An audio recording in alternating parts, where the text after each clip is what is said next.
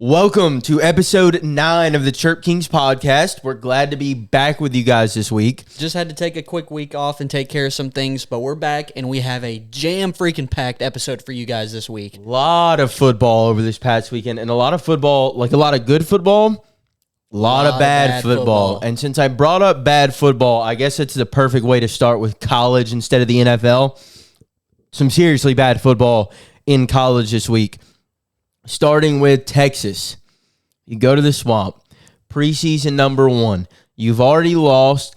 Granted, on the road, Arch Manning's first real season as a starter. Not his first start, but against now the number 1 team in the country.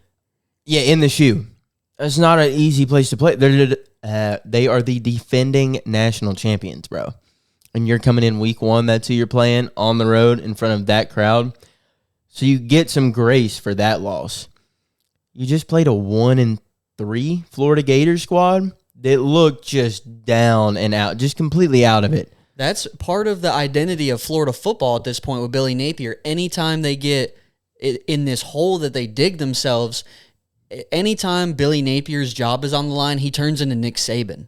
Yeah, dude, bro becomes the best coach in all of college football as soon as his job is on the line. He does just enough every year to be like, well, we're recruiting well. Well, we did beat a top 10 Texas team, or, we kept it close with Georgia this year. Like, we'll bring him back. Now, the box score, in my opinion, doesn't really indicate how bad this game was for Texas.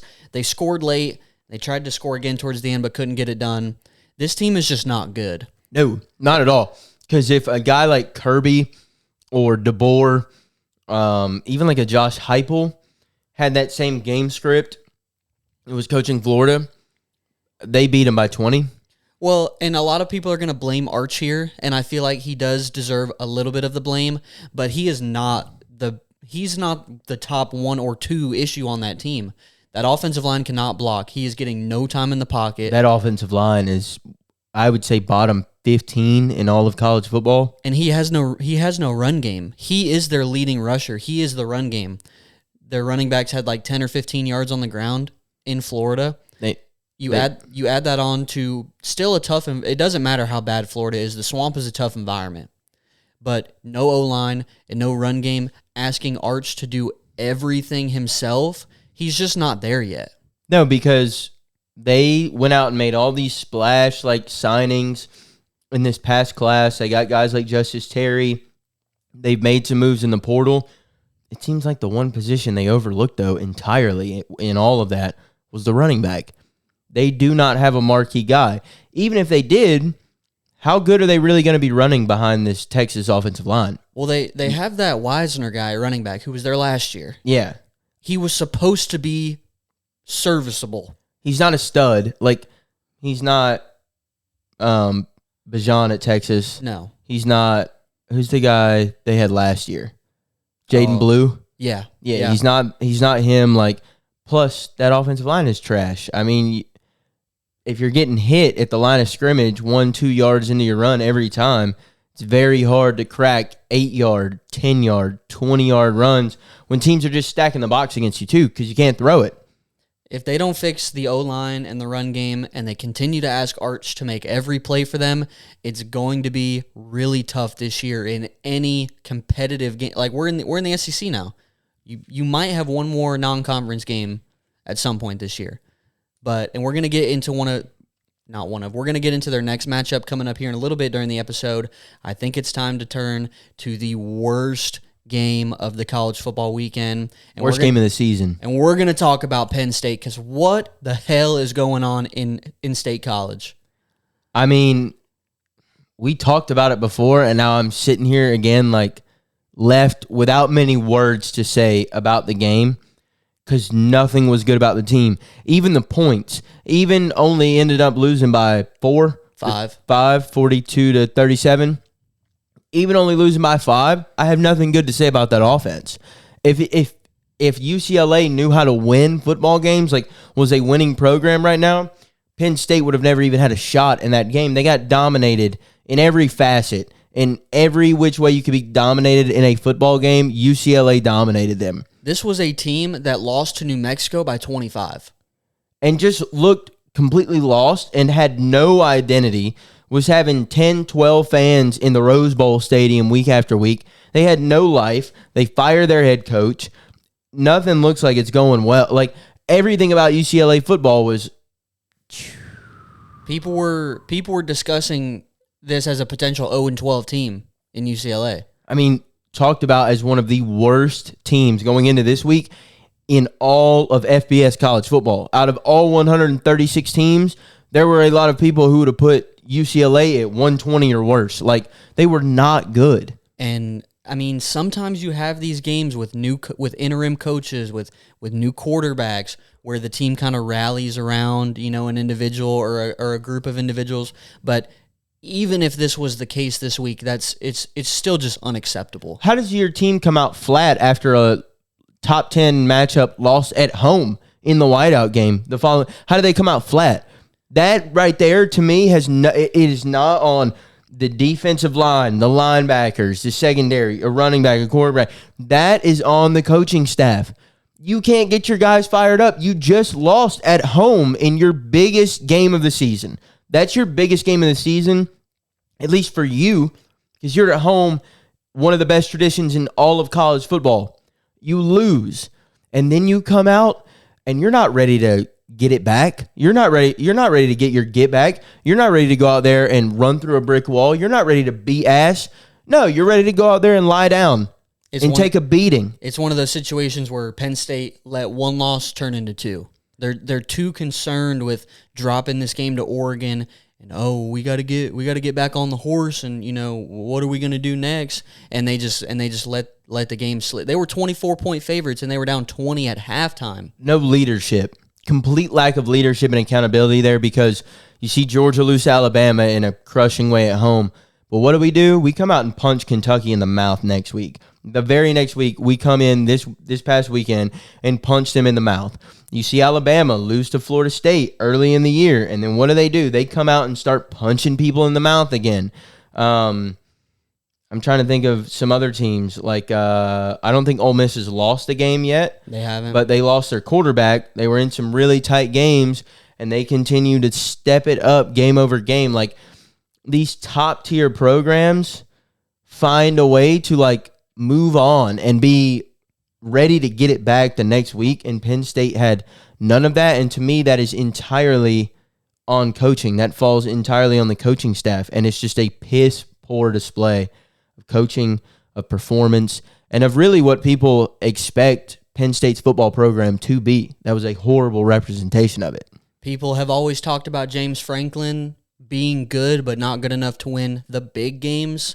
Like, he's gonna win all the games he's supposed to, and he's gonna lose all the games he's supposed to, and that's what's kept him around at Penn State for this long. 9-10 win seasons. You lose to Ohio State, you lose to Michigan every now and then, you lose to Oregon. That's Mark Richt. He's the Mark Richt of the Big Ten. That's fine. That's good enough to keep your job. You win the games you're supposed to. This year, this is it. I think after this loss, he's going to lose to Ohio State. Still going to play Indiana. Aside from Ohio State, there's a game like that, and there's probably another game on that schedule that they drop. If they finish 8-4 this year, that's going to be the end of the James Franklin era in Penn State. They might even fire him after a 9-3 season this year. Just with the UCLA loss is so important because it's so unexpected. It's one of the biggest losses for a top team like that I've seen in a long time. And it's a conference loss. You didn't go out and lose to New Mexico like Auburn did last year, right? Obviously, completely different programs in completely different directions. But at least if Auburn was a great football team and had a chance in the SEC, that loss doesn't hurt them in the SEC. This loss for Penn State, you're now 0-2 or 1-2 in the Big Ten. In the Big Ten, so you've got to go undefeated to even have an opportunity to make the Big Ten championship. And that's your only way in. That's your only. If they're 10-2, one of those losses being to UCLA, there are going to be so many other teams with at-large bids that are going to make it over a 10-2. Penn State? Maybe not 10-2, because that would include a win over Ohio State. or Indiana. It would be they'd have to beat one of those teams that's sitting here right now. I don't think they have a singular shot to beat.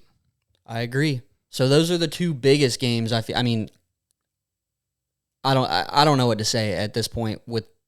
Not with James Franklin. I mean, this was supposed to be his best quarterback he's ever had at Penn State, and he's had him now. This is his 4th year.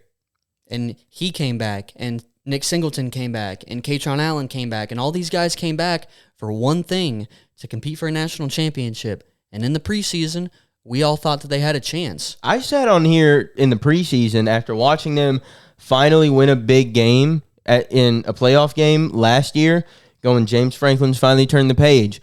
Drew Aller, while I didn't have a lot of faith in him, I thought he had enough pieces around him to kind of elevate his game, and Penn State's always got a good defense. I sat on here and said that they were one of the best teams in college football, and I fully believed it. And silly me for thinking that James Franklin was worth the shit when it came to coaching a football team. Sorry to Texas and Penn State fans, but we kind of really have to drive this home after this weekend. I mean, everybody is. At Texas, honestly, I can give even a little bit more grace to Texas. They played in a hostile environment in the swamp. They played a pissed-off Florida team with a bunch of guys who've underperformed. They played Napier, who's coaching for his job at this point, knowing that his access code probably isn't going to work on Monday if he loses this game and starts the season 1-4 in the swamp on Saturday. And we didn't have the same. Again, Arch is a first-year starter. Drew Aller is a 4th-year guy. Like, they don't have a Katron Allen. They don't have a Nick Singleton. They don't have Penn State's offensive line. Texas also plays in the SEC, and say what you want, but like they got to play an SEC schedule, and they opened up against Ohio State. So I can give some grace there. But with Penn State, dude, there were 100 fans, and that's a little, okay. They probably had about 1,000 people in that Rose Bowl stadium. 2,000 people in the Rose Bowl stadium. That was not a hostile environment. Perfect weather. You're in Los Angeles. It was a day game. It's a day game. You can't be complaining about the travel. It's 3 hours. It's not 13, right? I'm tired of all that BS. Like, it's 3 hours. You're the best of the best in your sport. 3 hours should not affect you like that in terms of time. They left everything on the plane on Saturday. For Penn State, for me, they just have zero excuses. You can find a few for Texas. I'm not going to give them a lot, but you can find them. There was absolutely zero excuse for Penn State losing that game this past weekend. So we are both non-believers in Penn State for the foreseeable future.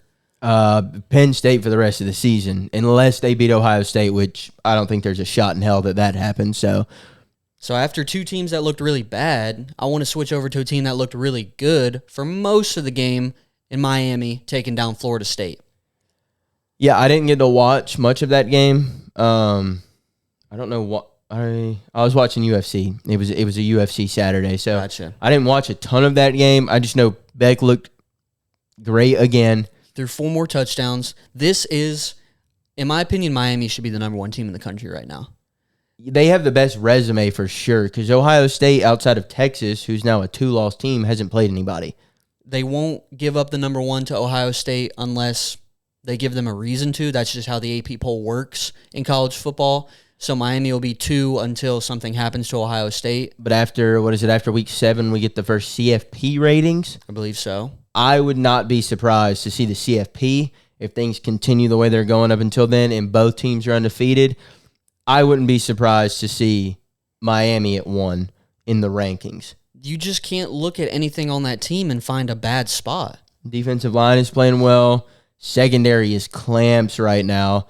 Quarterback is balling. Offensive line's playing good football. They have a good enough run game. It's serviceable, and that's all you need when you can throw the ball like that. They're getting some overperformers in terms of the wide receiver room. A guy like C.J. Daniels, who never really popped off for your Tigers, but is out here making absurd plays this year for Miami.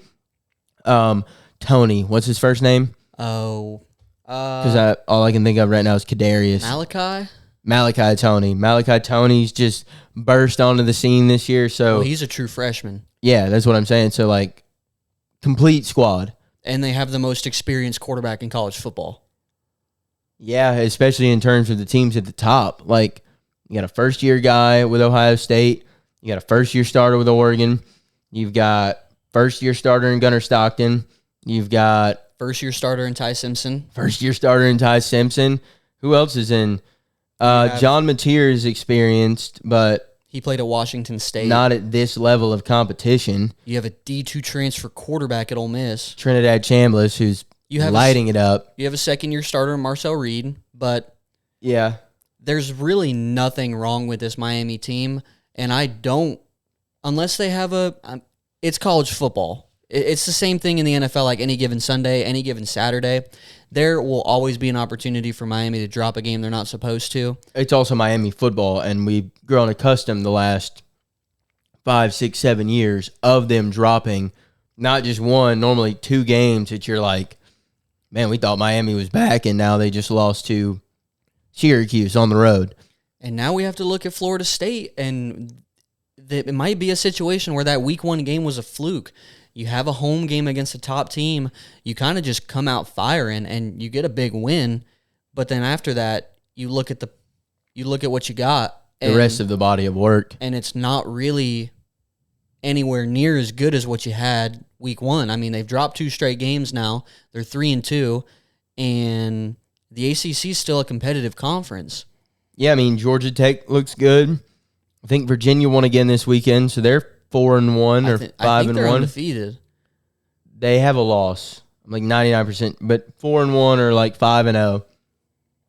Miami, obviously, and then some teams that are sprinkled in the ACC that can still like upset somebody, knock somebody out of playoff contention. Like, there's a few of those games in there. So I don't know what to make of Florida State. Their problem right now is if they can't run the football, they cannot move the ball on offense because Castellanos, is good, not great. And you can't expect him to go out there and win the game for you every time. Like, he kind of did week 1 against Bama. Like, he put the team on his back, like strapped 100%. up, backed up that shit talking he had done all off season. It won the game. But I just don't know if I don't think that's something you can expect from him on a week-to-week basis. I don't think so either. And we just kind of touched on Bama a little bit. Bama got their get back. They get their revenge at Vandy? No, they were at home. It was in Tuscaloosa. They get their revenge at home. I like Diego Pavia. He's doing a little too much right now. I just think they needed too much of, like, they haven't needed him to be the guy at all. Like, they played a lot of complimentary football, ran the ball really well, had some really creative, like, read option looks and things. I mean more outside of the game. Oh, probably. I don't know how much that's affecting his playing, though, because I think he's already kind of at his ceiling. He's not a guy for me where I'm like, I think there's higher levels to this for him. No, what we have right now is what we're going to get with Pavia. So I think for a guy like that, it's fine because he's trying to make the best of his moment. He's not getting drafted. He might be like an undrafted free agent cat that they like somebody finds a good use for, like a Taysom Hill. He's kind of built like a bulldog. Like, dude can take some hits, like running the football and stuff. He might find his way to the league, but this is the biggest Pavia's stardom is ever going to be in terms of the product he puts out on the field. So I don't blame the guy. He's out there making the most of his opportunities. And, while you can say it affects performance, I just think, himself, the team, fans of Vanderbilt, we're just expecting more than he's going to be able to give you. I agree with some of that. I just feel like some of his antics is a strong word, but practicing the victory knee before the game. Yeah, I get it. He's very like is a little much in my opinion. Very like showboaty, like very dramatic. He didn't play horrible though. I think he had 1 or 2 turnovers, but 2 picks. Bama is back to what Bama is supposed to be. Yeah, I mean, I never thought Vandy was. I took them plus 10.5. I thought they could keep it close and respectable. And, Bama kind of had a garbage time TD. So, otherwise, it was a pretty close game on the scoreboard. In terms of on the field, though, you could tell who the better team was. After the first quarter, you could tell who the better team was for the next 45 minutes. Like, it was obviously Bama. I think expectations, Vandy being, were they 5-0 going into this? 4-0. Mm-hmm.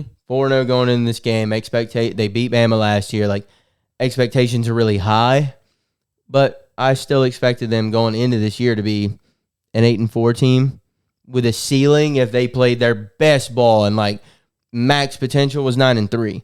If you were ever thinking Vanderbilt was going to be a 10-2, 11-1 program this year, or like was a shoe-in 9-3 team, then you just don't watch football. No, you were just sorely mistaken. Like, you were naive. Maybe you were a Vanderbilt fan, and that's okay.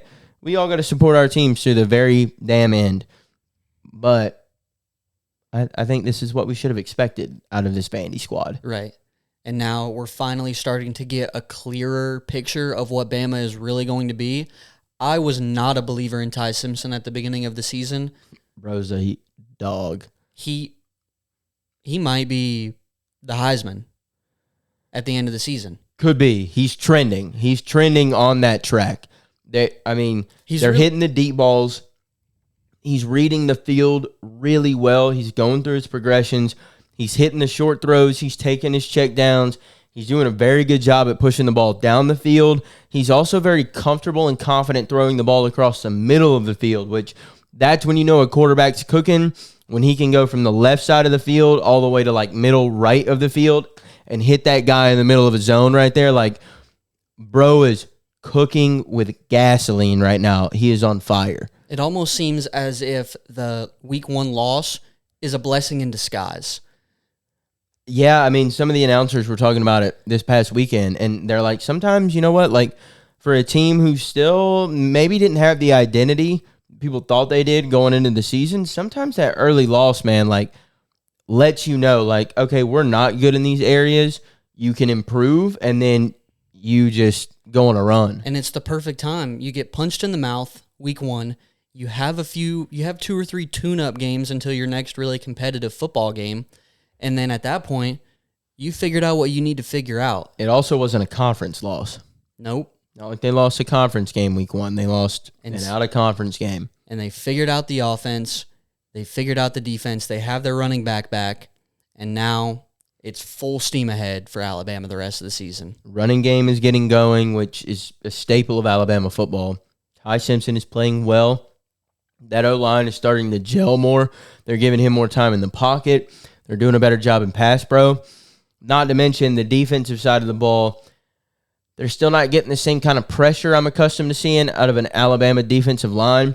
But the linebackers are playing really well, and that secondary is locks right now. They're playing really good football. And the coaching staff, man, like, people are not giving – I hate giving DeBoer credit. He's beat my team twice now in his 2 years at Alabama. I hate giving him credit. The dude can coach. He's earned it. The dude can coach. He can coach. He's a leader of men. He knows how to get the best out of his players. So I think that's it for college football recap this week. We can kind of jump right in talking about Bama into previewing their game this weekend in Columbia against Missouri. Kind of an interesting game, but I expect it to be about the same result as this past weekend. I believe, I if the spread was 4.5, 5.5 right now, Bama, I'm taking Bama with the points. I think they'll win by a touchdown. I am interested to see, though, this is kind of the first time Missouri's really going to be thrown in the fire this year. I'm interested to see how they respond. They are at home. They're not in Tuscaloosa. Obviously a tough opponent, but how does Bo Perbula play in his biggest test so far at Missouri? How do their running backs look? Because right now they've got the best two-headed monster in the SEC, and their run defense has been phenomenal. If they can shut down the run defense of Alabama and keep Ty Simpson in the pocket, they can make this game super interesting. I think they have to get out to a fast start. If they kind of are just kind of trying to cruise through the first quarter and kind of get settled in, they're not going to have a chance against this team. No, if it's 14-3, 17-3, 20-10 at half, the game's already gone from them. The way Missouri wins this football game is dominating time of possession, limiting turnovers, getting the running backs going early, and playing good, sound run defense and defense over the top, not giving up these big plays that Ryan Williams and Jeremy Bernard have started making, and just play clean, penalty-free football. Missouri is a talented enough team right now where, like, I wouldn't be surprised if they won. They're just going to have to do everything right, and I think they only have one successful game plan. They can't go out and air it out and beat Alabama in a shootout. For Missouri to win at home against Bama, it's going to have to be a 2017, 21-17, 24-21. Maybe they could get up there to a 27-24 type of game, but I think they need to keep Bama under 24 points in order to win this football game. Columbia has been kind of an interesting environment in the SEC, especially during the day. You get a lot of weird games out there during the day. It's very hit or miss. So, I mean, we'll see what they're bringing to the table on Saturday. I want to jump to probably the biggest game of the weekend, Indiana at Oregon. And I don't know what to expect from this game. I have no idea because Indiana beat the hell out of Illinois. And they're ranked 7th, but they don't feel like a top 10 team. Because when they beat Illinois, you kind of go, did we really feel like Illinois was a top 10 team? Exactly. And I kind of didn't at the time. You're kind of surprised to see them sitting there at 9 when they go into that game. And Indiana did this last year. Like, they won all the games they should have won, and they were putting up points, and they're playing great defense. And then when they got to the big boys in the Big Ten, they kind of got little broed. They got sunned. Just from what I saw a couple weeks ago with Oregon going into Penn State and winning and looking good doing so, I just don't know how we're supposed to sit here and expect Indiana to keep up. You said they're at Oregon? I believe so, yeah. Yeah, Autzen is a tough environment to play at. For as small as the stadium is, it gets loud in there. I just don't know. I think Mendoza is much better than Curtis Rourke. I do think Kurt Cignetti got a taste of like what it's really like to play these big teams as a head coach of one of these programs last year when he played at Ohio State.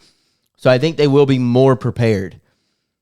And then like devil's advocate of that for Oregon is like, how impressive is that Penn State win now? You're like, it's a whiteout. It's the same thing with some of these big games that were early in the season, like LSU beating Clemson. That's not a good win at this point. It's like, yeah, it's one of those things where it's so tough to put like a value on it because you were in Death Valley.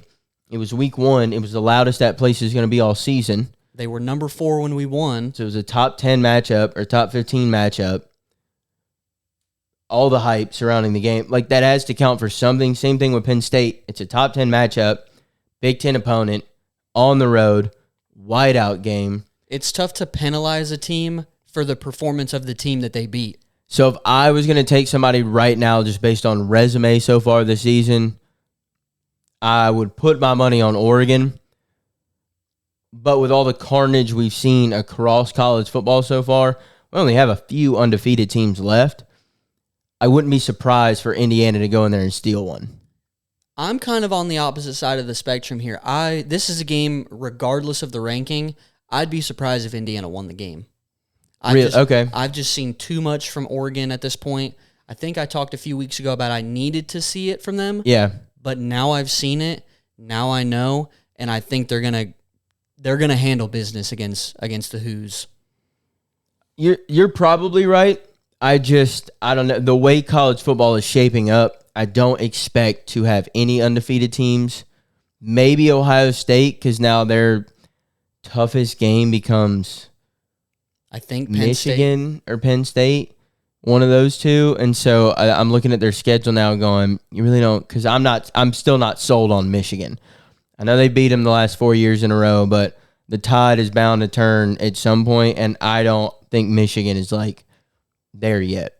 Like, I don't think they're established. There's still a lot of question marks, and even in some of these prior years, like you had J.J. McCarthy, who was a veteran quarterback. You don't have that this year. You don't have somebody who can lead you to a win. You kind of just have to get a little lucky this year, in my opinion. You have to play one of those super sound, very technical, like doing everything right kind of games. Mm-hmm. Everything has to go right for you in that game, and you still almost kind of need something to go wrong for Ohio State in that game. So them, and then I guess if Oregon beats Indiana this week, they will probably go on to be an undefeated squad this year. Oregon? Yeah. Yeah, I agree as well. But it wouldn't surprise me for Indiana to win. What do I have? What else do I have on here? I think we got one really more like big storyline, and I'm talking about the Red River Shootout. Yeah, Texas and Oklahoma. It's going to be interesting because Texas has been bad. But Oklahoma's without Mateer. They have Michael Hawkins, who's played some college football over the past couple years. The Texas defense is still good. Oh, yeah. That's not the issue here. So this is going to be this game, I think, in my opinion, will be decided by which defense makes a play. Yeah, like who gets the pick six, who gets the fumble return touchdown, who gets a couple turnovers, maybe they don't score, but who gets 2 turnovers and gets the ball for their offense in favorable, field position. Like, I think it'll be a field position game. Oklahoma's got a great defense as well. And without Mateer, I don't see them taking a lot of like big, deep shots in this football game. So I think it's going to be who can methodically push the ball down the field, who has the ball longer, who is winning the turnover margin is who I think ends up winning this game. Because I know Hawkins is not going to win this game for Oklahoma. Arch will likely not win this game for Texas. No, but this is a big game for Texas because they're essentially out of the playoffs if they lose this game. And it's a big game for Oklahoma, too, because you drop a game without Mateer. I've heard some reports that Mateer is trying to play in the game. I have too, and then I saw something about Brent Venables who was talking in like tongues. Bro said the most. It made no sense. It made sense if you like found somebody who could tell you what it was talking about, but it didn't make any sense. Basically, he was saying Mateer's running with the 2s right now in practice. Okay. And Hawkins and their other guy are running with the 1s right now. Basically saying like Hawkins is good on good and Mateer is like not good on good. Basically saying like he's running with the 2s. Okay. So it doesn't sound like he's trending towards playing. It sounds like, Venables is making that statement basically saying like, we don't expect him to play, so we're not giving him reps with the 1s. Like, we're going to have our guys who are available running with the 1s, getting their reps, being prepared. It doesn't sound like he's going to play. I guess there's always that chance game time in a big rivalry game like this. Maybe he plays, but it doesn't look like he's playing. It won't necessarily affect Oklahoma very much if they lose because that'll be their first loss. It will count as an SEC loss, but it's still only 1. And I don't think they have a super tough schedule the rest of the way. They play y'all. They play us at the end of the season. I think they skip out on Bama. They skip out on Georgia. Yeah, we don't play them. They might play Ole Miss. I'm not sure about that, but I think they'll be fine if they drop a game. Yeah. This is do or die for Texas. You lose this one, you're done. You're 500. You're 3-3. And you still got to play Georgia in Sanford. You might still have to play Ole Miss. Maybe the new SEC schedule is kind of weird. It doesn't matter if Texas loses this game, they're done. There's gonna be riots in Austin. People are already mad. You lose this one though, there's gonna be some clamorings, which might be kind of warranted because the whole program's been waiting on Arch for 2 years. Some fans were wanting to kick Quinn Ewers out, and he was making it to college football playoffs. And they were ready to get rid of him for Arch. And now here you are, kind of knocking on the door of an 8-4 season right now. This is the bed you made, Texas fans. Now you got to lay in it. Yeah, they were talking all that shit about the SEC, and now look at where that got them. Is there anything else in college football you want to cover? I was looking at a few of these, and the more I look at them, I'm like, not so interested in covering them. Might be some storylines that don't look great now, but we can maybe next week, we recap them. It kind of depends on how the game. Yeah, my dogs play Auburn prime time. Great environment in Jordan Hare. I expect us to handle business. Is a rivalry game though. Probably will end up being a 1-score game kind of just seems the way they work out. But if we come out like we did against Kentucky, we should slap them in the mouth. We play South Carolina. I'm kind of in the same boat. We're probably not going to beat them by a lot. I expect us to win. If we lose, this is unacceptable, and you're not going to want to hear what I have to say on the pod next week. But I think this is a pretty good time to jump into our little segments that we got here, kind of become a staple of these episodes. Do you want to start off with our good look, or do you want to hop into the report card? I'm going to do my report card because a few of it is going to be kind of quick because it's a few things we've already covered. Okay. Let's start F this week. Let's start F because I like my A. So my F, we already covered it, so I won't get into it too much. My F is Texas. My F is Penn State. 1 and 2 in the preseason AP poll. They now both carry 2 losses on their record. Both have an unranked loss. One is a lot more unexcusable than the other, but they're both still unranked losses. And then I wish I could show you guys how I have it written down on my iPad, turn it to you guys. I have James Franklin written in big bold. It's taking up a quarter of the section of paper. It's his time to go. He is not a winner in terms of what a winner means. Again, we talked about it. He can win games he should. Never win. He can win games he should. Never wins games that are 50-50 or maybe that he's an underdog in. He can't ever put a complete product out on the field. He has the same resources as these other top programs, has the ability to recruit like them, but he doesn't. He doesn't recruit at their same level. He doesn't put the same product out on the field. He can't win the big games, and I think it's time for Penn State to move on. So that is my F. I feel like your F is probably going to be in the same direction, but I'll let you tell it. It's a little more broad. My F is just preseason rankings. Okay, yeah, I can get down with that. Sure, they're fun. They create storylines. They gave us number 1 versus number 2 week 1. They gave us number 4 Clemson against number 9 LSU. But, listen to this. We have 3 of the top 4 preseason teams are now unranked in Texas, Penn State, and Clemson. I forgot Clemson's unranked now, too. Damn. Notre Dame was preseason number 6. They have 2 losses. Florida was preseason number 15. They're below 500. South Carolina was preseason number 13. They're unranked. Sure, they're fun. It gives us some stuff to talk about before the season starts. But other than that, what are they good for? I think they used to be a lot better. I think it's this new age of college football, though, and this new landscape. It's so much harder to predict because it has turned into an any given Saturday type of sport. In 2015, you knew who the good teams were going to be before the season started. Alabama was preseason number 1. How many times did they just stay number 1 the entire season, right? When the Michigans were ranked high, when the Penn States were ranked high, when the Ohio States were ranked high, most of these teams started top 10 and finished top 10, top 15 at the end of the season. But I think now it's just so wide open. Talent is so spread out and dispersed.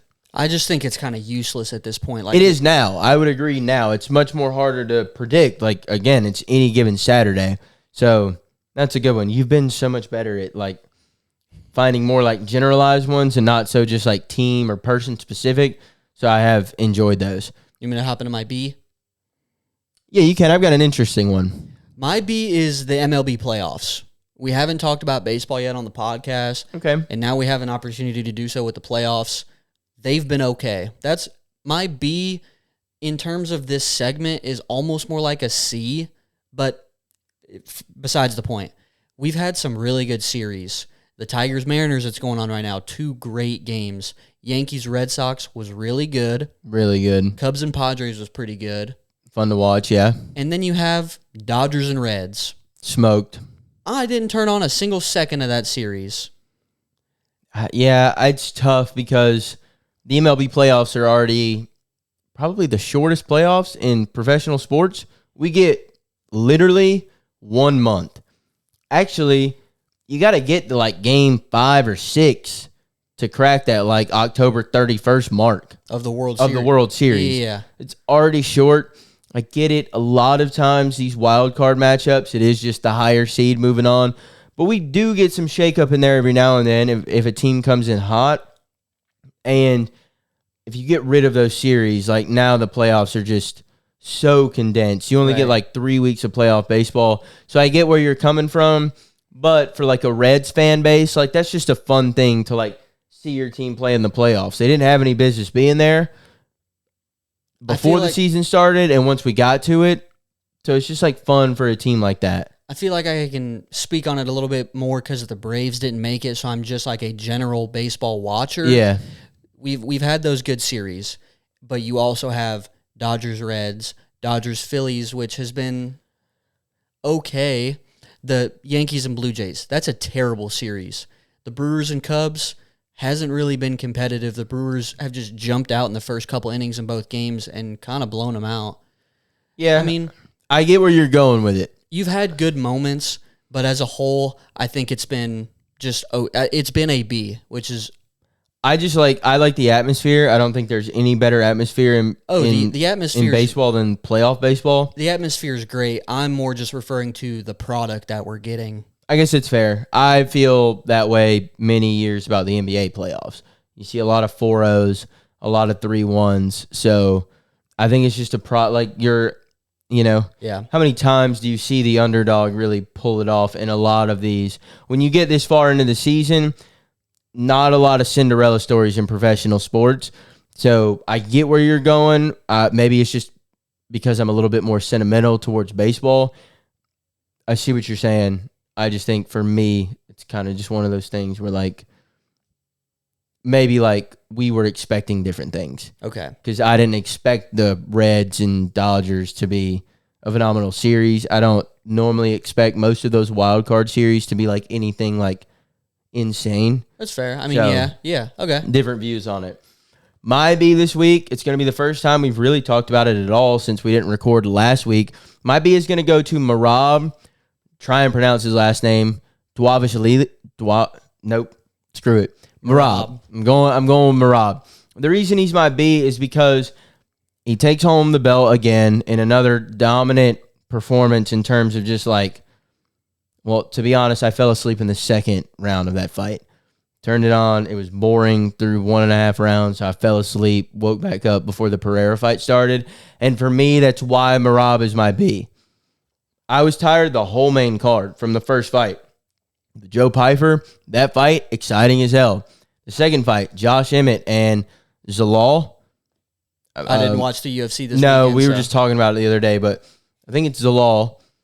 Armbar on Josh Emmett, exciting as hell. Third fight was up there for fight of the year for me, Yuri Prohashka and Khalil Roundtree.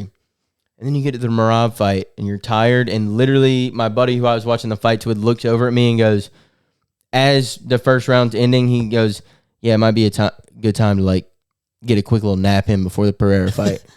And we had just paid $80. We had split it. We split $80 in that. And we both agree that, yeah, we're going to take a quick nap, get a little shut-eye on the co-main event. And that's just why Marab's my B. He keeps winning. And in dominant fashion in the way that he fights. And you kind of get that sometimes with some title fights in the UFC, some guys defending the belt. They're only going to do as much as it takes to retain the belt. He doesn't do that. He's not a like stand and like back up. Like he's putting the pressure on the whole time. It's just a very boring fight style. To me, I know there's going to be UFC fans like, if this for whatever reason went viral, people are going to hop all over me. You just don't like wrestling. You're not an actual MMA fan. That's not boring. He's taking it to these guys. I get it. But to me, for him to just constantly be picking up somebody and throwing them on the ground, few jabs on the ground, they fight their way back up. He stays on their back, rides their fucking back for a few minutes, slams them back down to the ground. Is it dominating? Absolutely. But as someone who's paying a lot of money to watch these, it's boring as hell. So he's going to get my B because he keeps handling business, but it's a snooze fest when he fights, in my opinion, other than the Umar fight. Okay. Because Umar was able to get up. He kept being able to, so they swung a lot. Mm-hmm. They were swinging a lot. And when he was on the ground, he was having to like progress to full mount or try and take side control, take the back. Like he was having to progress in his ground game. Whereas like he's fighting Corey Sandhagen, he's fighting Sugar. Like it is what it is. Yeah, he's just kind of he smothers you. Mm-hmm. So great job for winning. You can't hate on somebody for winning. Just get my B because it's not very exciting. I'm looking over and I see your A, and we're We kind got of that same A. We're kind of on the same page here. We've already talked about it a lot, but I just want to touch on one piece of information that I found while I was listening to another podcast. Okay. We both have UCLA as our A. I think you got a little bit added onto it. Mine's just specifically UCLA. Here's just one thing I want to say about it. UCLA's offensive coordinator in the game, brand new OC, 33 years old, he admitted after the game he couldn't figure out the headset during the game. He didn't know how to work it. And he still put together a game plan to put up 42 on Penn State. And that dude's he's gonna be a good coach. That's the only thing I wanted to touch on because we've already spent a good amount of time talking about that game. But UCLA obviously is going to be my A. I'll very quickly run over mine then. I added Florida to that. I think they just had a phenomenal week. Great showing. Big win for them. They needed it. So I'm going to add them to my A. And then underneath UCLA, I put Nico. I just think that was huge for his confidence. People have beat him down so bad all season. Even preseason when he decided to transfer.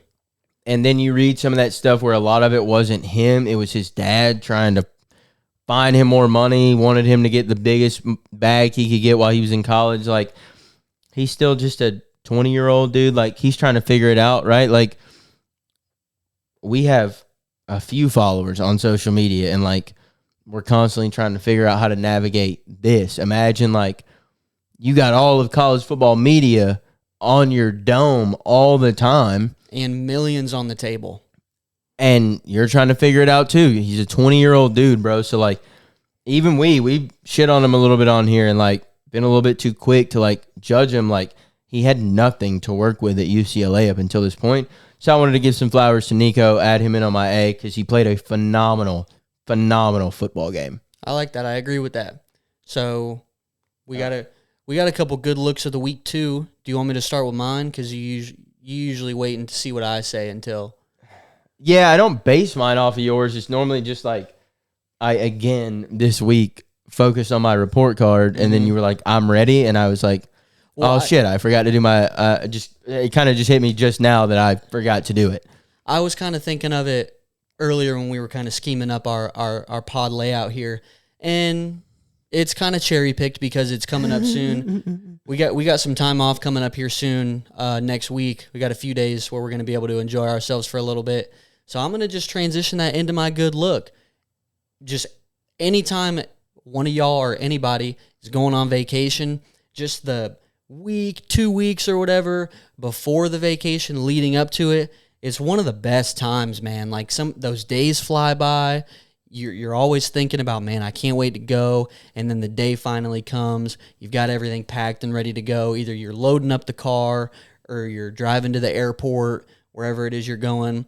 And it's just like one of the best starts to a day just in general. Just the day of a road trip or a vacation or whatever it is. It's like that week leading up to Christmas as a kid, where like every day you're just like, oh my God, it's about to be Christmas. Like that's how I feel right now about finally getting some time off on a vacation, bro. Like in the midst of all this chaos, and we're going, it's me, you, and Dosi, we just had on the pod. Like we've been friends for 10 years now. This is our first trip we've all been on together since our boy Dosi's 19th birthday. So for reference, that's 4 years that it's been since us three have taken a trip together. So like just going with the boys is so fantastic. But I like that you spun it into like the lead up because it's such an elite pull, because it really is like you're just like sitting there like yes. You're just sitting there waiting on it. Yeah, it's coming. All right, so where do I want to go with my good look this week? Because I thought about going, I think you see those got some new shit kickers. Some real solid Tacovas over here. You bought some yesterday as well. If you don't have one, I'm not going to force it on you. No, I mean, I need to have one. And I feel like every time I kind of just shoot from the hip on these, they actually come out pretty well. Decent. Yeah, I don't want to go with these, though, because I feel like that's just like too easy. Let's see. All right. My good look this week is going to be, and this is an odd one. It's going to be kind of hard to phrase, but it happened to me yesterday, and you can attest to this. My good look this week is going to be that ability to, like, stay calm and keep your head up, be able to, like, look forward and be like, all right, this is just one thing. Like, life isn't that bad. This is one bad moment, but it's not a bad day. It doesn't have to ruin your day. Obviously, I got that phone call yesterday. Mm-hmm. I probably shouldn't speak about it on here. I don't know. No? I don't think I can get in. I got a speeding ticket. I've had a super speeding ticket for 3 years now. It happened when I was like 20. It was during COVID. It was 2022, May of 2022. Yeah. So 3 years ago. And because I was under 21, they're trying to like take your license and stuff. There's a lot of things that go on with that. So I was like, oh, I need my license. So I get an attorney. Well, I called that attorney like last May, and he's like, yeah, nothing. Like, all right. So I'm just moving through. Like, I'm moving through life. I'm moving and grooving. And completely out of my mind. I just bought a new car. Got insurance on that, right? And like, that's already went up. That's already high. So then they call me yesterday and go, hey, you've got a new court date set for later this month. And immediately, man, I'm just, you got to be like, everything's going so well right now. Right. Had no expectation in my mind of paying for a ticket. Had no expectation of my insurance possibly going up again. And just having to deal with that entire process. The whole thing, bro. And in the past, last year, 2 years ago, it would have ruined my whole day. I would have been cussing the ground that I'm standing on. I would have been mad as hell. Like, I would have been so down. Like, I would have just been pissed. But there's a lot of things that have helped with, like, not immediately being mad about it. But just the ability to, like, I walked back. We were literally shopping for our boots. We were in Tecovas, right? Like, having a great time. You got your first pair of boots, which, again, like, for you guys who have watched for a while, we've been friends for so long that, like, as well as I know him buying boots was, like, a monumental shift in his wardrobe. So it was, like, just fun, right? Like, we were having a good time. We don't get to hang out as much as we used to. Like, we were roommates, so obviously we did a lot together. So, like, just those days where we get to, like, chill, we were shopping for stuff for the trip, like, just having a good time. So my good look this week is going to be the ability to remain calm and just move forward after something bad has happened and not dwell on it and let it ruin your day. That's a good one. I'm trying to get profound on these, bro. I'm getting philosophical. We usually have about one of those a week, whether it's you or it's me. Yeah, we're always hitting. You had one, the fall pull, the leaves changing, all that shit. That was an elite. That morning. That was an elite pull like 2 weeks ago. So I guess we'll finish out the episode today with some NFL, which is odd. We kind of always have a weird kind of like. It's just kind of however it goes that day. College football was just on my mind first, so I just kind of started there. There was a lot in the NFL. This was upset week in the NFL for a lot of different reasons. I guess the first thing I just wanted to briefly touch on is the Tennessee Titans get their first win. Let's clap it up for the poverty organization of the Titans. And then let's boo another poverty organization in the Cardinals. Boo. That was just bad. I mean, you're up 21-6 late in the third quarter, and you find a way to piss that game away. With two just atrocious mistakes by your own squad. DeMercado drops the ball at like the quarter yard line on what would have been a 72-yard game-sealing touchdown. Yeah, it would have been over. So that's one. And then two, Cam Ward throws a pick. Game's over. And it turns into a Tennessee touchdown. I don't even know, like, if you haven't seen the play, you got to go watch it. Yeah, because it's the linebacker catches it, turns to run, falls down on his own. As he's falling, his arm goes to hit the ground. When his arm hits the ground, ball pops out. Hadn't been touched by an Arizona. hadn't been touched by a Titans player yet, so he's not down at all because he's not down by contact. Then it just rolls Ball into the pops end zone. out. Like 3 Arizona guys go to dive on it, hit somebody's helmet, pops into the end, goes 5 yards the other way into the end zone, and then here comes Tyler Lockett diving on the football. Just picks it up. Just falls on it. And that's how you lose the game. It's just so, like... Despicable. It's the same thing as the 2 games earlier. Like, I don't have any words for it.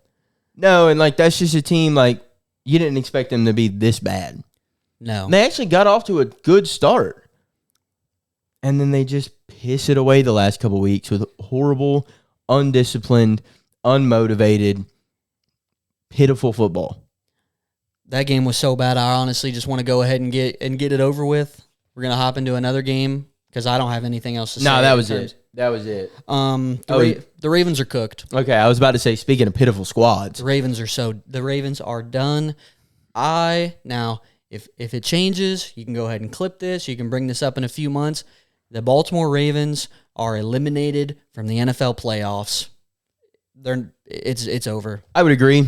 Now I know they had Cooper Rush, but that that doesn't excuse how pitiful the defense was. I was about to say it doesn't matter when you give up 44 points. When the effort just wasn't there. And I still have yet to be able to figure out how with all those stars on defense, all those first-round draft picks, all those big-name guys, like some of my dogs, like Roquan Smith, he's injured right now, but you get the point. Like they're giving up like 35 points a game right now. They can't stop anything. They can't stop shit. Nothing. A run, an RPO, a read option, counter right, counter left, any pass, nothing. They can't stop a damn thing. And, I mean, you're just relying on Lamar to go out there and be Lamar and Derrick Henry. Superman every week. The scheme right now is trash. They're not getting Derrick Henry involved like you would expect them to get him involved.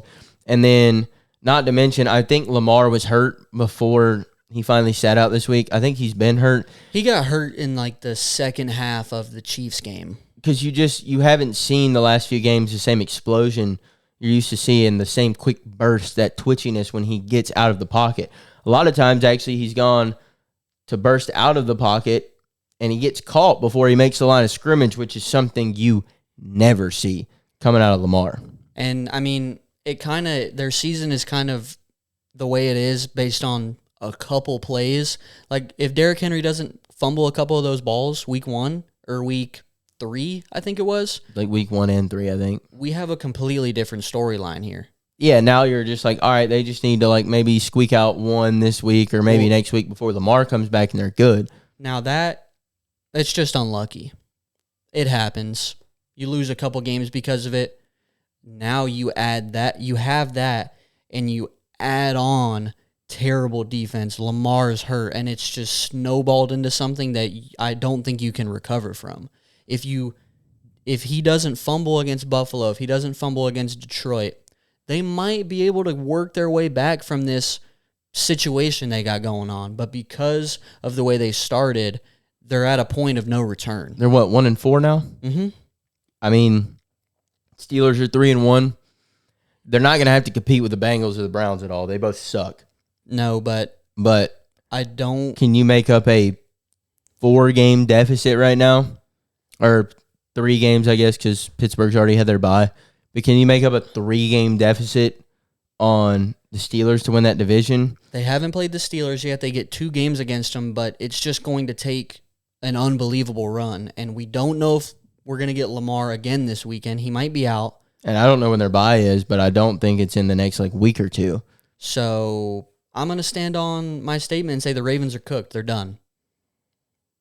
I can back that. I can get on that train. Another team that, well, not another, I say another team. This is a team kind of on the opposite side of the coin. They were pretty bad last year, have flipped the script entirely this season with new head coach Liam Cohen. The Jags just beat the Chiefs in a super tight game. A game where for the majority of the game, you looked at the Chiefs and were like, all right, the Chiefs are back. Like, They're dominating. They were controlling that game for the majority of the football game. First half and a good amount of the third, and then up until that Devin Lloyd 99-yard pick six. That was really what changed things. And then even the Chiefs even had another opportunity to ice it when Trevor Lawrence threw that pick, and they scored that touchdown to go up 21-14. Yeah.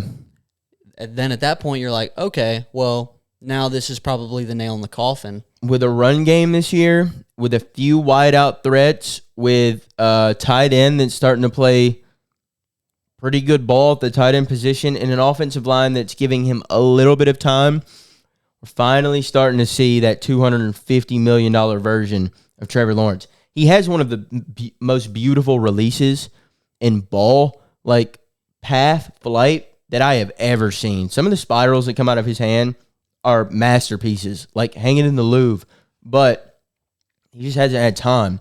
There were still a few times in that game where I saw him like kind of break outside of the pocket when I feel like he didn't have to, or make some awkward jump throw where I was like, all right, bro, like you're doing a little much here. It looked a little awkward at times still, but Liam Cohen looks like he has revitalized Trevor Lawrence's career. Travis Etienne is running the ball very well. And Hunter, dude, that one play last night where he called that little out route and quick move inside to take one guy's ankles, then he fakes outside, quick move inside, breaks one guy's ankles, then he fakes the outside move, hits back inside, and busts up for a first down. Like, dude's twitchy. Dude can make plays in the open field. And BTJ, that catch that Trevor Lawrence dropped in a basket on third down last night, keep the drive going, give them a chance to win the game. Like, that's impressive stuff. And let's also appreciate that defense. It might not have looked like it last night. It looked like they were kind of playing some bend, don't break defense, which is fine. You give up 28 points, it's the Chiefs. It's Mahomes at the end of the day. They're going to put up points, but that's a top 5, maybe top 10 defense in the NFL. I'd give them top 10, and they are missing their first overall pick from 2-3 years ago in Trayvon Walker right now. That, for the Jags, is a season-altering win. Yeah, I mean, the momentum that builds for you, especially considering how competitive the AFC South is now compared to what we thought it was going to be when the season started. Now, it's really still between them and the Colts. I don't really love the Texans right now. Even though they're playing okay, I still don't love the team, but that is a team. That is a game that I think will propel them to an AFC South title. Yeah, because if I'm looking at if I'm looking at the Texans schedule, they've still got to play the Seahawks, the Niners, the Broncos. They're going to have to still play the Jags. I think they're going to one more time. I think they're going to be okay. They got to play the Bills, the Chiefs. They still got to play the Colts twice. They play the Chargers close to the end of the season, so they might be a little bit more healthy at a few positions. So yeah, I can get behind that it's them and the Colts. But dude, the Colts offense right now is a juggernaut. They just dropped another 40-piece.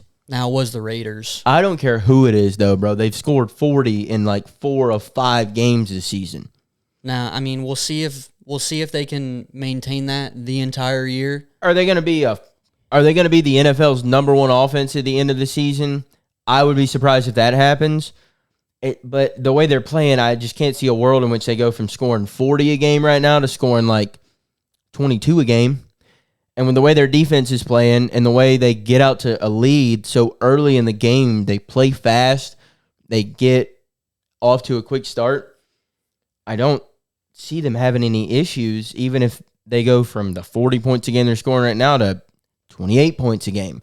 They're still going to be a top 5 offense in the NFL. You're getting the best version of Jonathan Taylor we've seen in years. Scored 3 more touchdowns this weekend.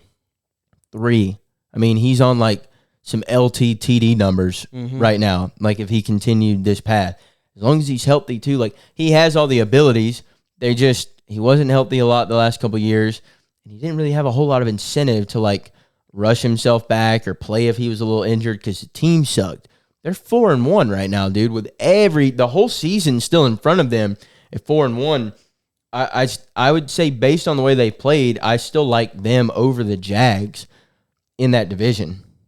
Just based on what I have on paper right now, I like the Jags. Okay. That's a better team. And T-Law has made the playoffs before. He has that. Well, I mean, Daniel Jones made a playoff game too. Won a playoff game. I don't know. I don't know why the vibe for me with the Jags is better than the Colts. But the Colts are still kind of like a question mark, even though they've proved it up to this point in the season. We've been betting a lot recently. You want to put 5 on it? Not really. Not that confident in the Jags? I just don't.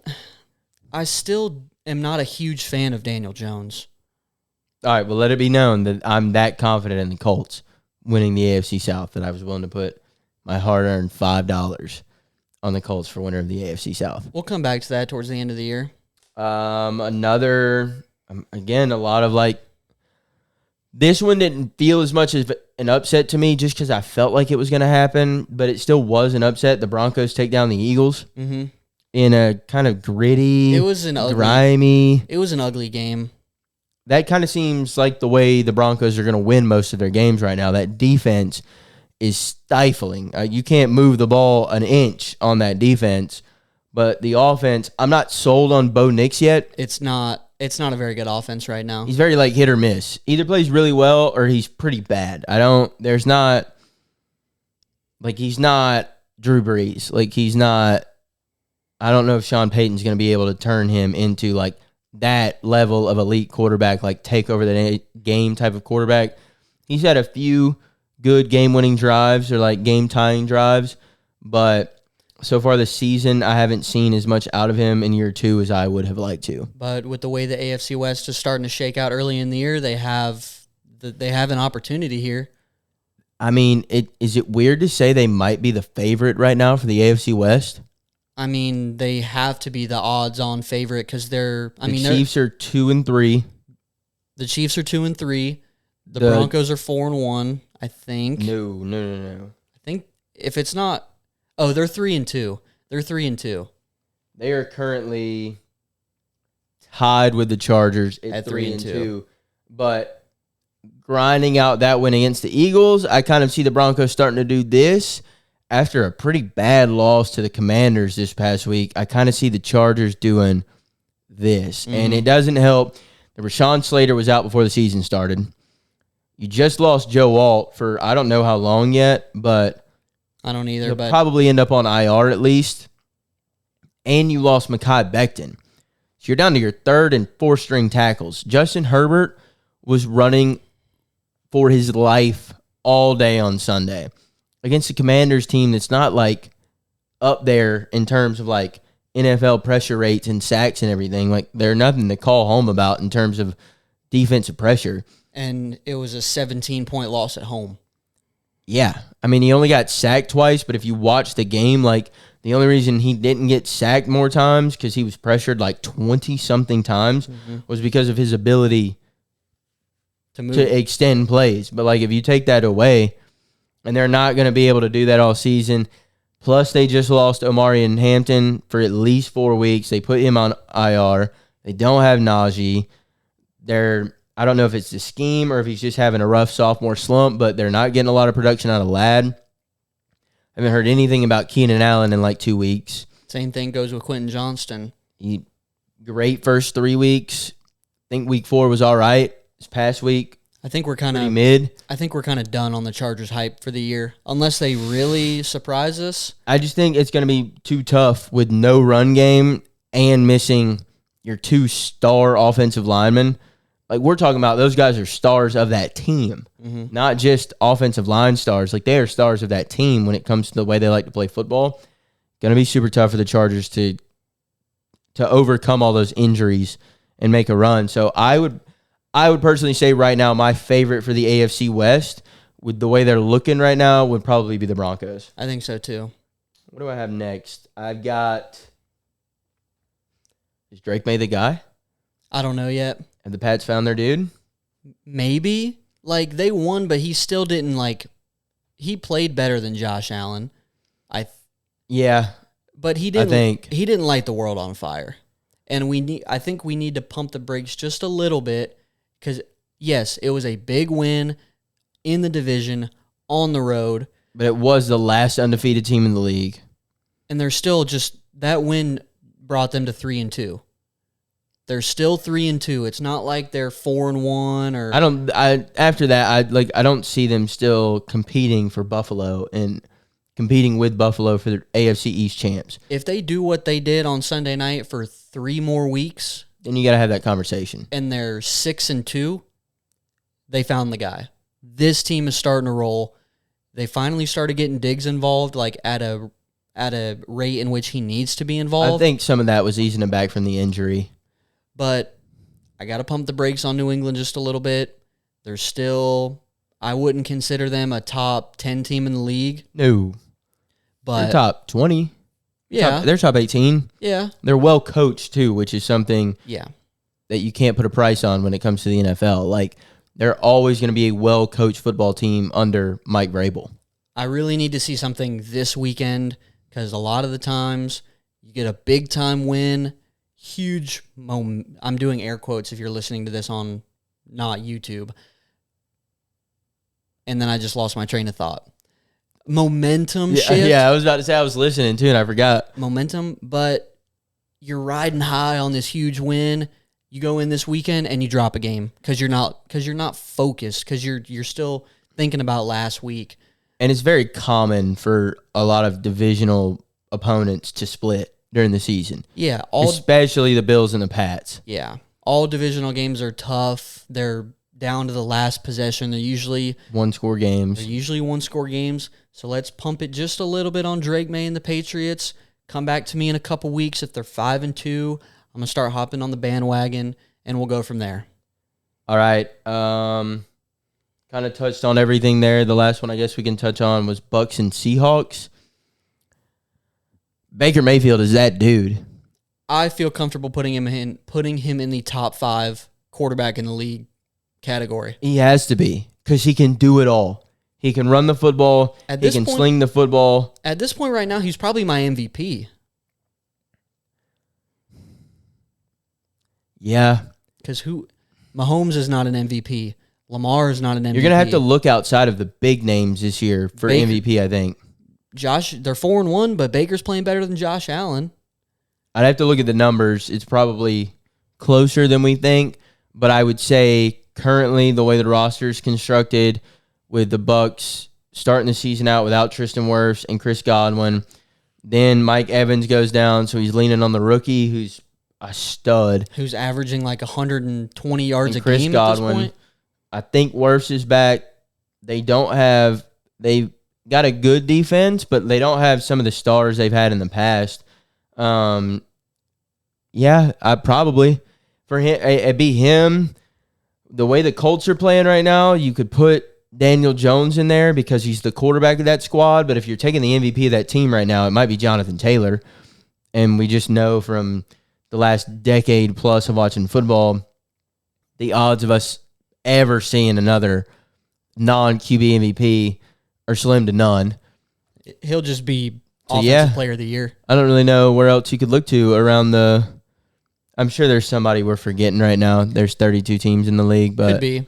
But overall, I mean, I don't think there's a ton to touch on.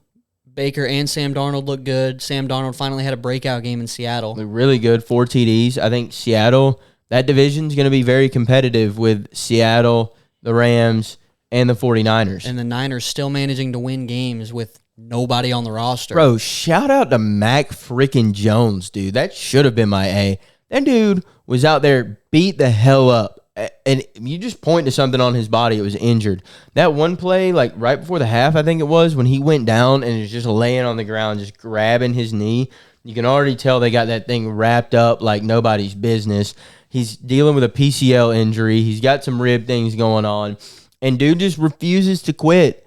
Just keeps grinding, and gets a big-time early season divisional win against, in my opinion, at this point in the season, a better team in the Rams. Keep playing him over Brock Purdy at this point. You just paid Brock. You're not going to do that. I guess that's true. I mean, he didn't deserve that money, but that's just me. Mac is doing a lot with very little right now. Jake Tongas is their starting tight end.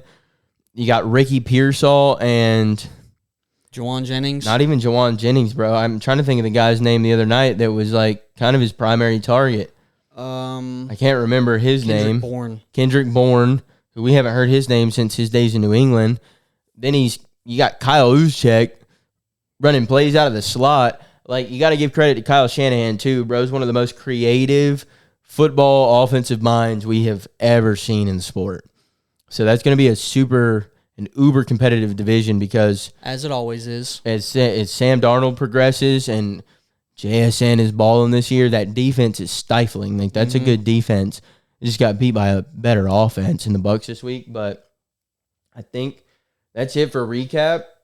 Maybe we'll touch on, I think this has been a long one. It has been a long one. Yeah, I think it's been a long one. So we touched on the Colts in the AFC South. The Cowboys offense, number one offense in football, if they could just find a sliver of a defense, it'd be a very dangerous team in the league this year. They just can't stop anything. It's going to be tough to keep up with Philly, but let me think of the NFC. I mean, they might be able to compete for a wild card spot. Yeah, they're going to have to win some games that they might be slight underdogs in, and that defense is going to have to find a way to get a couple stops for Dak and company a few times a game. Because right now, it doesn't matter how many points Dak is putting up because his defense is letting up just as many, if not more. So they need something there. Jags at Seahawks will be a good game this weekend. That will be a really good game. We'll kind of get to see. I don't think we're going to see the same storyline that we did in Bucks Seahawks. I don't think either team is going to score as many points as they did this weekend. I'm thinking more of a 21-17, 24-21 game, something along those lines. I think it will be a close game. I think a turnover will probably decide that game because Sam Darnold's had a few very ill-timed interceptions so far this year. I feel good about the Jags. I could get down with the Jags as well. You got 49ers at the Buccaneers. Big game. In my personal opinion, good game on paper. I think Big Daddy Baker's going to show the Niners who's boss, and I love Baker, but I need some help right now in the NFC South. So I'm going to hope and pray that the 49ers come out with, piss and vinegar and figure out another way to grind it out in a game like that. Yeah, absolutely. The marquee matchup of the week is going to be the Detroit Lions at the Kansas City Chiefs. And to be honest, even with it in Arrowhead, I mean, I would currently take the Lions to win by a touchdown. We've been sitting here we sat here for a minute talking about the Ravens being cooked. We could be sitting here in the exact same situation next week if the Chiefs lose. Talking about the Chiefs being cooked. 2-4? It would be two. No, it would be 2-4. 2-4. Yeah. I keep thinking of 4 games because the Falcons just had their bye this week, and obviously that's who I'm going to pay attention first. But yeah, 2-4 would be. And the Broncos and Chargers both have some very winnable games this weekend. Could you imagine how wild that would be to see the Chiefs, the Ravens, and the Bengals all below 2 games below 500 6 weeks into the season? I mean, I would have paid you $200 or I would have thought you were lying. Like, I would have given you money and been like, I'll bet against that. Yeah. No, I mean, it's just kind of a lot of injuries for the Ravens, a lot of injuries for the Bengals. Obviously, Joe Burrow, that one hurts. The Chiefs have just kind of been ass. They don't have the offense, and a lot of times a bad offense creates a bad defense. Will hurt the defense tremendously. They're just on the field too much. Like they're constantly having to try and make a play. Their offense was pretty good last night. It was. As long as I almost said the Tigers, as long as the Lions don't play some weak shell coverage all night, they should be able to kind of handle this game. I would take them plus 6.5. I feel good about that too. There's so many ways they can beat you.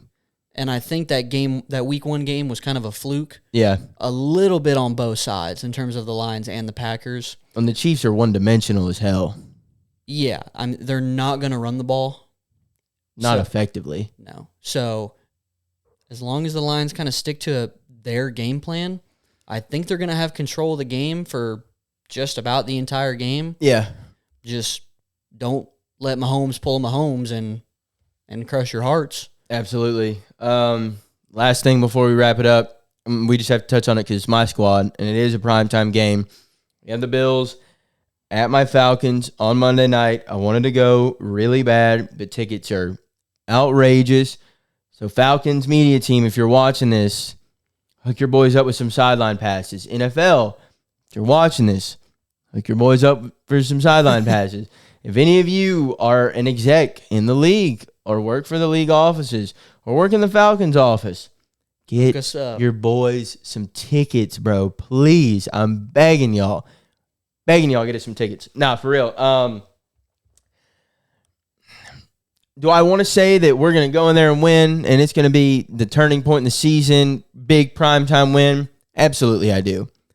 Is it going to happen, though? Can I sit on here and really put my reputation on the line again after I did that for the Falcons 2 weeks ago when they got embarrassed by the Carolina Panthers? No, I don't really think I can. I think we can win the game.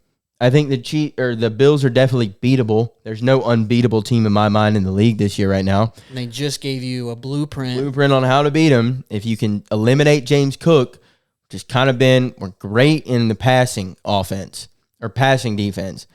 Run defense has been what's hurt us as far as the defensive side of the ball. Jeff Ulbrich get in the lab, scheme some stuff up to take James Cook out of the game. I believe we have A.J. Terrell back this week. I think that would be big. We need him back because that secondary is locked when he's playing. And for Zach Robinson, build on that big game you had as an offense against the Commanders. What I need to see that. I can't see them take another step back. One step forward, two steps back constantly. You've got to progress. You got to keep that going. So if we can have that kind of offensive day from Penix and London and Bijan and Kyle Pitts and everybody, I think we can win that football game. And I think it'd be a huge win, tone setter for us heading into the rest of the season. The key is going to be to start hot. We got to quit starting flat. You got to punch them in the mouth. You got to get some noise in that stadium. You got to get the environment going a little bit. And you've got to convert in the red zone. We are top 10 in literally everything offense except for points scored, where we're bottom 8 in the league. Like number 6 rushing offense, number 8 passing offense, number 7 or 8 total offense, but we can't punch it in the red zone, and that has been a problem for us since that Super Bowl season now. We cannot convert in the red zone. You've got to score touchdowns to be an elite football team like the Buffalo Bills. So that's going to be my key to the game right there. Score touchdowns. You have to convert in the red zone. But I'm going to take them. I'm going to rock my Dirty Birds. I'm going to drop a bar on y'all real quick. We've won until we've lost. That's a good way to look at it. In my mind, we have won that game until we've lost it. So until the clock strikes, we've won that game. We are winners. No better time to start. No better time to turn the season around. No better time, especially after that Commanders win. You got some momentum, especially on the offensive side of the ball. I need to see the defense turn it back up. And you're coming off a bye. Which a lot of analysts and stuff are saying that there's sneaky value in these week 4, week 5 buys is early in the season because you finish working out all these kinks and you come out of that bye and you're nice and healthy. We're primed for a good little week 5 to week 12 run here where maybe we knock off the Bills. Maybe we go on the road again. Maybe we go on the road next week in the Bay on Sunday Night Football, and after a big Bills win, we go and take one from the 49ers, and now we're all of a sudden we're a 5-2 football team? 4-2. 4-2? Mm-hmm. Because we're 2-2 right now. Now all of a sudden we're a 4-2 football team with some of our easier games coming down the stretch, some games we should handle some business. So there you go. Excited for the game. Would love to see them win. But at the very least, I need the offense to not take a step back, and I need it to be close. I'm not trying to get embarrassed and disrespected on Monday Night Football. Well, we'll see. We'll be talking about it next week. Hope you guys enjoyed this episode. This is probably our longest episode. Like I said at the beginning, this was a jam-packed episode. We had a lot to talk about, a lot to cover. Might have been an hour and a half. Hope you guys enjoyed all the insight. We're going to have a lot to talk about again next week, as we do every week. As always, tell your local butcher about the show. Tell your principal. Let your bus driver know. Send the link to all your friends and family, and send it as a scam. Not as a scam. Send it as something terrible. Send it as something idea. Where you're like, maybe put underneath these guys are giving away $1,000. I mean, we're not, but maybe say go watch it. We'll do whatever it takes. Yeah, whatever it takes. We're on the road to the moon. Hit the like button. Drop a comment if you got something to say. Be sure to smash that subscribe button, and we'll see you guys next week. Peace.